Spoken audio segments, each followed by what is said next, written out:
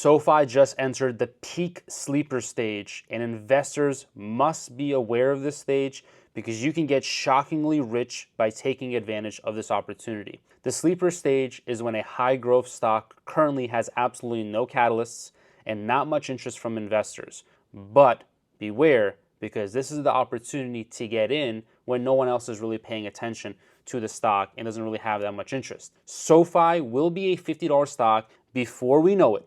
Mark my words, write this on your calendar. I told you, SoFi is going to reach a $30 billion valuation. We're essentially there, and I want to go over the technical analysis and very important research, updated research in this video, okay? Let's start off with the technicals on SoFi. Right now, SoFi is in the sleeper stage because it's been going sideways for a very long time. SoFi has not really had that much movement for the last 5 weeks here. SoFi has essentially had about zero growth. However, the momentum was very, very huge in the past. And right now, as SoFi stabilizes, has no interest, there's actually a catalyst that will just light this stock on fire, in my opinion. So that's what I want to talk about. And starting off with the technicals, really, we're right here in the middle of the Bollinger Band. I expect the stock to probably trend sideways in the short term, but in the long term, and I'm not even saying way far out to the long term. 6 to 12 months. If you can't wait 6 to 12 months to get rich, you have no business even investing in the stock market. Because I'm not day trading, I'm not doing any short-term stuff here. I'm predicting and using my skills from my experience on Wall Street, my finance degree, analytics, economics, I'm using my experience to predict what will have a huge outperformance. Because if you can beat the S&P 500 in a 1 year, 5 year, 10-year time frame, you will get stupid rich, which everyone else is claiming that they can do in the short term, but nobody actually does. People are on that roller coaster of volatility. No, SoFi is actually a stock that can build a lot of wealth for an investor, whether you're beginner, intermediate, advanced, it doesn't matter. The stock is very strong technically. And the key catalyst that I'm looking for, I'll talk about their business after this key catalyst. The key catalyst I'm looking for is really the blockchain-powered international remittance and crypto services. They are branching out more into crypto and placing more emphasis on crypto, especially as we have globalization happening in the world, more people traveling, more people looking into decentralized cryptocurrencies. I myself included, I'm using crypto as a form of payment nowadays. They're betting on crypto. So SoFi, they had a recent launch. They launched that SoFi had partnered with Lightspark to deploy a blockchain-based international money transfer feature. It's initially in Mexico, and this service will let users send US dollars to recipients who receive local currencies via real-time conversion through Bitcoin. So here's the expansion plan that they have. Essentially, after Mexico, SoFi intends to broaden the rollout. It's also reintroducing crypto services, enabling members to buy, sell, and hold digital assets like Bitcoin, Ethereum, and stablecoins, to stake them, okay, and potentially access crypto-backed loans. So very, very strong catalyst for SoFi that can easily launch the stock to $30 per share as we continue to see the rollout and news of this kind of happening in real time in the news, but also as it translates into the balance sheet and investor presentations, investor meetings, earnings reports, etc. Right? All of the financial news. And this really matters because this marks a really bold return to crypto after really a 2-year hiatus, unlocking new revenue streams and appealing to both retail and international users. So again, broadening their reach. Okay, it's all about customer acquisition and then monetization of those customers. That's the name of the game. That's how the company makes money, is they acquire new users, right? And then those new users turn into dollars. That's it. New users, quantity of users, multiplied by profit per user equals revenue for the company, right? So another big thing that I'm personally looking out for, and why this stock is likely to hit to $50 per share, and why you're going to get stupid rich. You've already gotten stupid rich. I've already called SoFi in like the dollars and the like low dollars. If you've been following this channel, if you're subscribed, by the way, subscribe. We're gonna hit 500,000 subscribers, and we're gonna continue to make a lot of money. Look, the next reason is rising fee-based income in strategic guidance. So fee-based revenue in Q2, the fee-based revenue reached 377 billion, reached 377 million, okay, up 72% year over year, driven by interchange, origination, referral, and brokerage fees. That's $377 million coming from fee-based revenue. Now, the guidance and the tone from SoFi was that essentially they raised guidance, and usually they've tended to be conservative. Analysts often view this as under promising and over delivering, but literally SoFi just absolutely blew it out the water. Their fee-based revenue is absolutely amazing, and that's exactly what they're doing. They're under promising and over delivering, which is exactly why the stock has a lot of room for upside, is because they're not promising you the world. They're not saying, oh, get rich quick right now, boom, we're gonna make billions of dollars overnight. No, they actually have a strong business, and they're very reasonable about it. And the goals that they set for themselves, they're surpassing each and every time. So that's the type of business that I want to personally be invested in. And I also want to work with people that say, hey, I'm going to do this, and then they actually do as they say, right? They follow through. Okay, so this really matters also because fee-based income is higher margin and less rate sensitive. Okay, so conservative guidance sets the stage for upside surprises.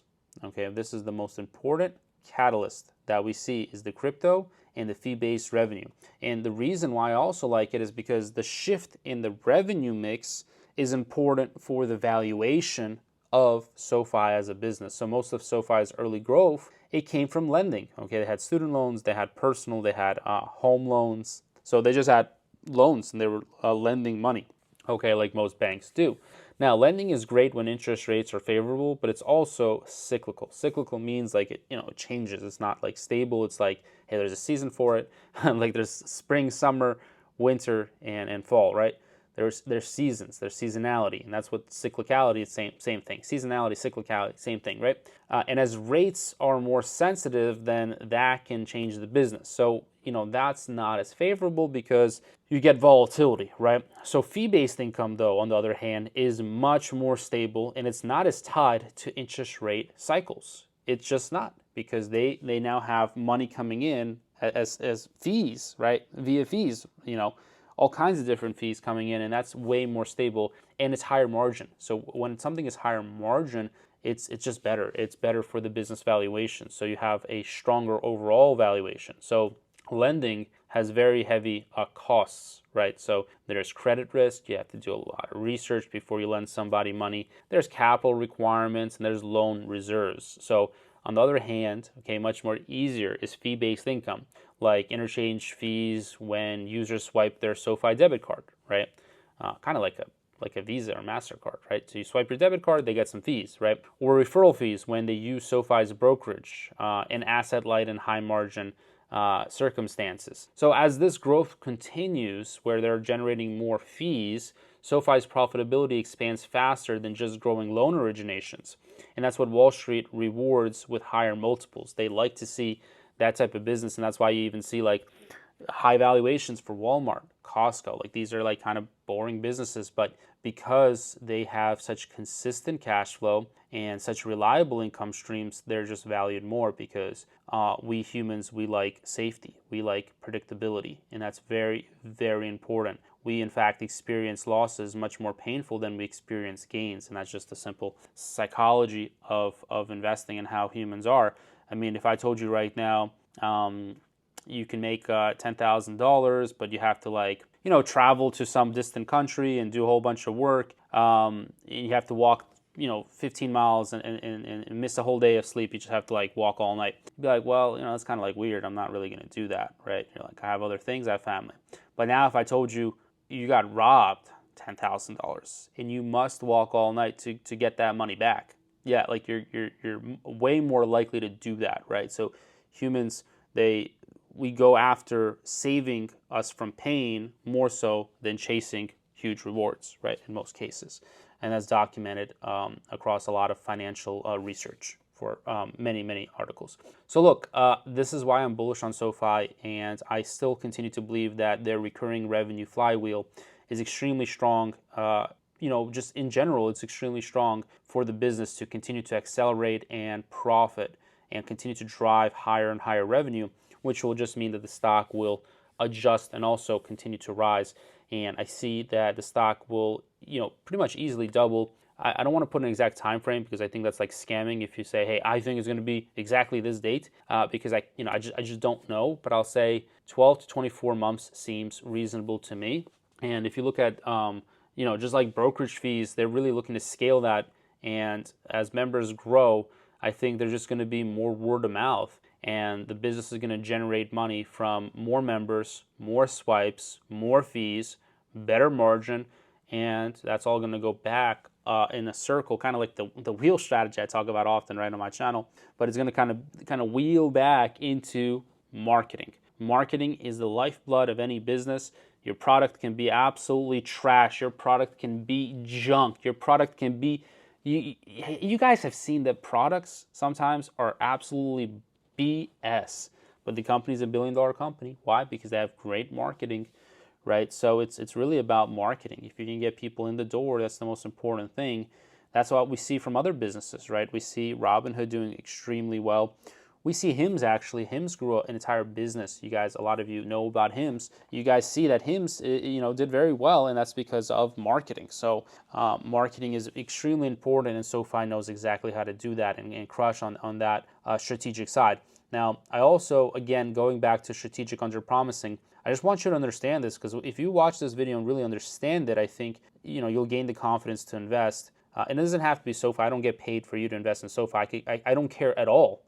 I'm only doing this because I enjoy coaching, teaching, and this is why I'm doing it. But if you want to just copy this logic and how I'm doing a deep analysis, you can just do it on different stocks as well. Like, it doesn't have to be SoFi, right? It just, for me, I like the stock a lot, and I hold shares myself. So SoFi is consistently guides conservatively, and I look at that. In any business, how are they guiding and are they executing on what they're guiding for? So management raises outlook in steps, not leaps. Okay, so I actually, you know what? It's crazy.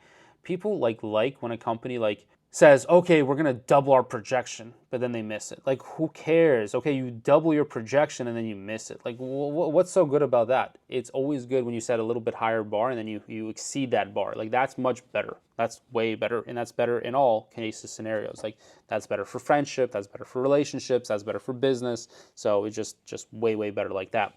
So each earnings beat surprises Wall Street. It actually creates a pattern of momentum and credibility. So we see that with NVIDIA as well. Like, they just continue to beat so many quarters in a row. I think it was like 18 or 19 out of 20 of the last quarters beat for NVIDIA.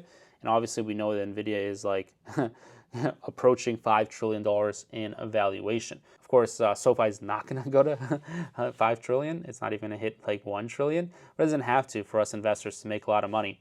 If you just look at like the sleeper stage right now that's happening, right? Again, going back to the technicals, stocks going sideways. This is peak sleeper stage right now, kind of a term I came up with because I was thinking about in fitness, like they say, oh, you sleeper stage, you can't or sleeper build, like you can't see someone has muscle and then they pull up their sleeve and then you just see a whole bunch of muscle. So I kind of thought about that that analogy here in investing as well, because that's exactly kind of what's happening when a stock doesn't do anything. Like, I'm just going to name it the sleeper stage, because you're just going to get a huge rise in the stock eventually. And that's kind of what we saw in Palantir, by the way. I have an amazing Palantir video coming out of where I perfectly hedged the stock and I saved a ton of money. Like, my Discord members were in shock. Like, yesterday we were just celebrating Palantir pulling back because of how well hedged we are. We were all in shock. We're like, wow, we have saved so much money by using covered calls that were in the money. So I have a video on that coming out very soon, and unfortunately that video needs a lot of editing, so it will take me 2 or 3 days to get that out. But yeah, in Discord we were just like, wow, we couldn't even believe how well we are positioned in terms of risk management when a stock pulls back tremendously. So a lot of stocks right now that are a bit higher, you got to understand how to manage the risk. With SoFi, you don't really need to manage that much risk. It's a cheap stock. It's going for a good valuation. When a stock reaches an all-time high, that is a really important time for you to understand risk management. And that's, by the way, what makes me a different coach, is I focus on risk management strategy. I focus on helping members understand how to position themselves to protect themselves, but also profit at the same time. And that is a very delicate balance that I believe no one really understands. Nobody on YouTube has the experience. I know they have flashy videos and they have some degrees and da-da-da, but nobody actually focuses on risk management to my degree, because that's a lot what I did actually when I was working on Wall Street. My first job, where I learned the options, by the way, I was at a company called Group 1 Trading, and I was working in the risk pit on the New York Stock Exchange, and I was looking at risk. And I was an intern. Okay, I was very brand new. I was like 19 years old. I didn't really know what I was doing, but I already had the taste of how important risk management is. So that set me up for the next. It's been over a decade now as an investor to understand how to grow to multiple seven figures while understanding risk. And that's why I've taken my portfolio to massive levels, and I've never, over the last 10 years, had any big significant drawbacks except for COVID, which I made all the money back within 8 months. Okay, so during COVID, I lost $250,000. I had a $500,000 account. I went down to $250,000, and I still ended that year, I think it was $700K. So I started with 100. It was a little bit of volatility, but my biggest drawdown was 50%, and I made it all back in 8 months. Okay, so yeah, risk management and managing portfolio is exactly what makes me the best coach in the world. So as always, feel free to learn more about my coaching. I'm making less videos nowadays, but I am still 100% focused on coaching and helping you guys and my members scale their portfolios with smart investments and risk management. Now, let's kind of talk a little bit more about SoFi's business, the flywheel effect that they have, because the company is not playing checkers, they're playing chess. This company is playing chess absolutely, move by move, strategically. SoFi's financial matrix is amazing because once you're in the financial matrix, right? Once you're entangled in it, you're entangled like Palantir entangles you, right? They set up their software, and it's hard because you've paid tens of millions of dollars and you can't get away, right? SoFi is kind of similar, but in a less conniving way, I guess. It's kind of like once you're in there, you just start buying more products or you start using more products, and that's part of SoFi's growth strategy. Is it revolves around the member flywheel. You know, maybe I'll talk about the member flywheel a little bit in a future video as we're approaching like 20 minutes of making this video. So let me just wrap it up here. Low customer acquisition cost, some good catalysts coming around crypto, more margin expansion. When I was actually in college, my final thesis was doing research on tech stocks. It was like gaming. So I was looking at Activision, Blizzard. I was looking at EA, Take-Two Interactive. I was kind of like doing the gaming stuff because I like video games myself. And I was like, hey, it's in the tech sector. But one thing that I was looking for was margin expansion. That's what like one of my professors was teaching was, hey, margin expansion is a good reason for a stock to rise in value. So just take it from experience. Take it from like my experience from, you know, people I've learned from, financial advisors, millionaires. I've never really met a billionaire in person or talked to them, but I've seen their portfolios and I've seen what they do in their portfolios, and I've talked to millionaires managing billionaires. So I've definitely had experience there. So, and then from the PhDs that I worked on there, take this knowledge and just invest in companies that have unique competitive advantages. That's all it is. If you want to get rich, invest in companies that are part of a trend and taking advantage of something that is growing, right? AI is a huge one. SoFi has AI. They have a lot of data-driven personalization. So again, I'll talk about this in a future video. Make sure that you subscribe. I'm going to have more deep research on stocks like SoFi and others down the road for you to make a lot of money. So I'll catch you in the next one. Let's make some money.